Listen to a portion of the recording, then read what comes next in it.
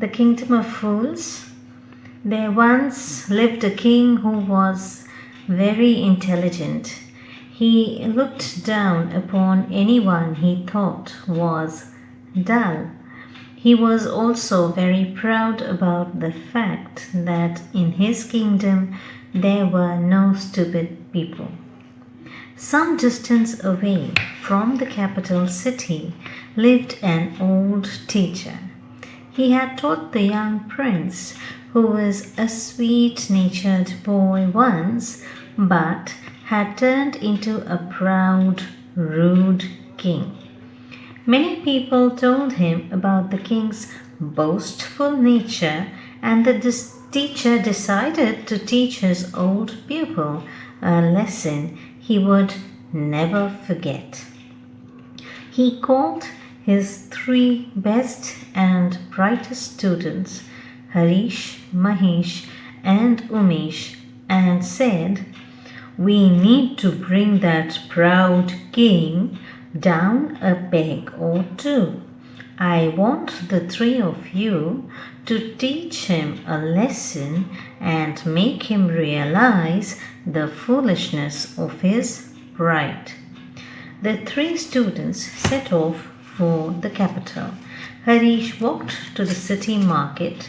There he met a man selling betel leaves.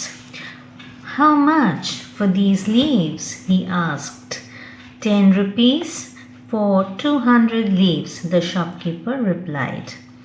"Here are 10 rupees. Give me only 25 leaves. My servant will come and collect the balance 175 leaves." The betel leaf seller agreed and gave Harish 25 leaves. Harish now strolled into another shop where beautiful shawls were being sold. "How much for this?" he asked, fingering the best shawl in the shop. 200 rupees, answered the shopkeeper. "Here are 25 rupees.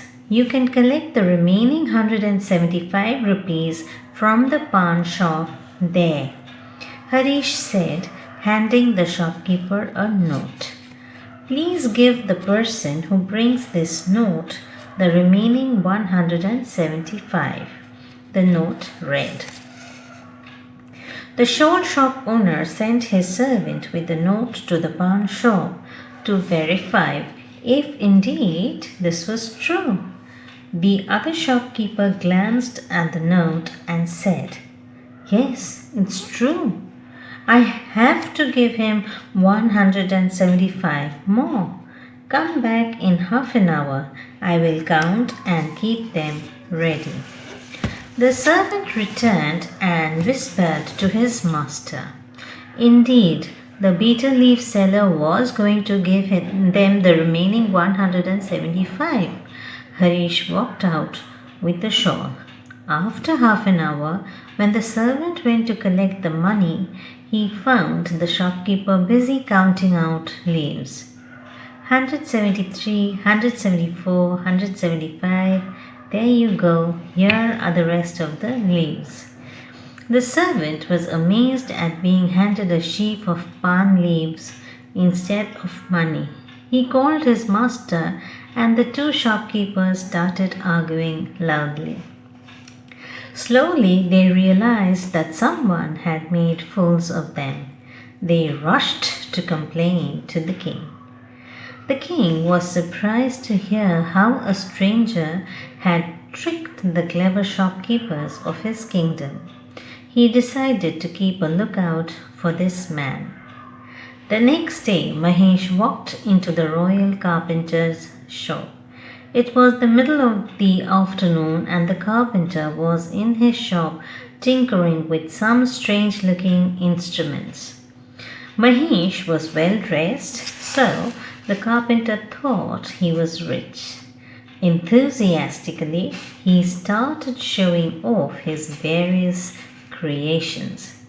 He picked up a large wooden log and said, "See this? Will you believe that with this you can even lock a man?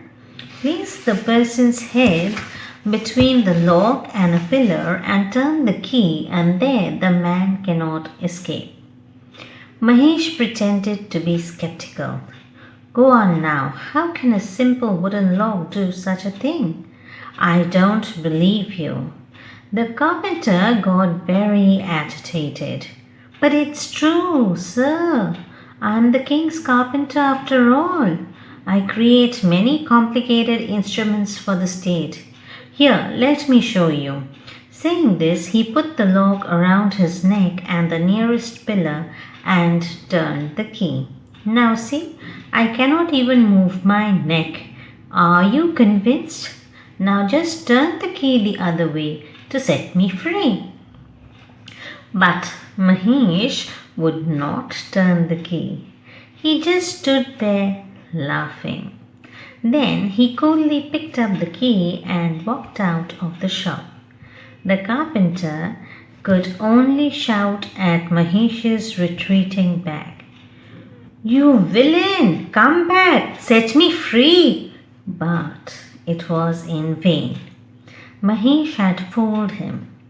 Later that evening, the king came to know of this other stranger who had duped his clever carpenter. He was worried. Who were these men making the brightest people of his kingdom look stupid? He decided to go around the city in disguise to try and catch them. As he walked near the city gates, he found a man sitting there with a heap of mangoes, waiting for someone to buy them. The fruit seller had chosen the loneliest spot, so the king was suspicious. Why are you selling your fruits here? He asked. The fruit seller was actually Umesh. He pretended to look nervously around and answered in a whisper, Sir, I have heard there are some clever cheats roaming around the kingdom wanting to cheat us and our clever king. I have heard one will be walking by this way soon, so I am waiting here hoping to catch him and deliver him to the king.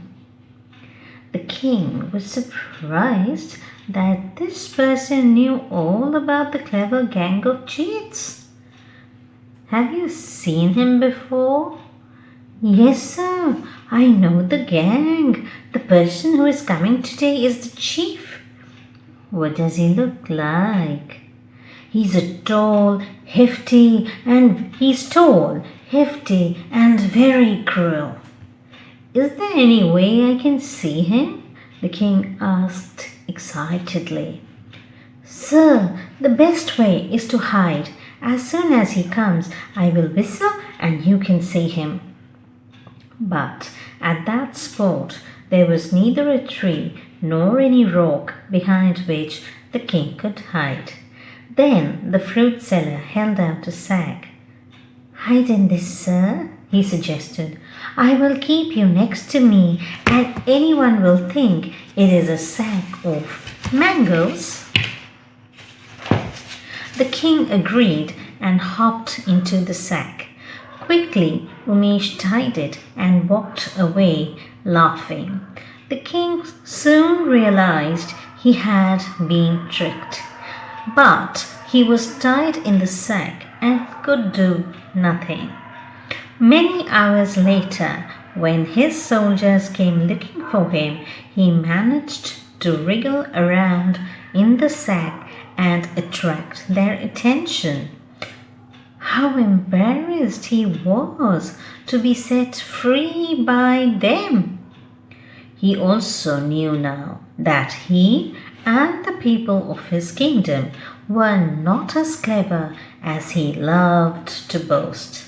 He realized his mistake. The king's old teacher came to the court and explained how his 3 students had tricked everyone. Harish, Mahesh, and Umesh apologized for their actions, and the king promised to rule his kingdom with wisdom and humility. Thank you.